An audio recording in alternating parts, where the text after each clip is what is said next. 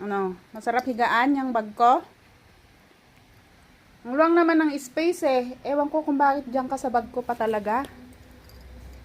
Oh.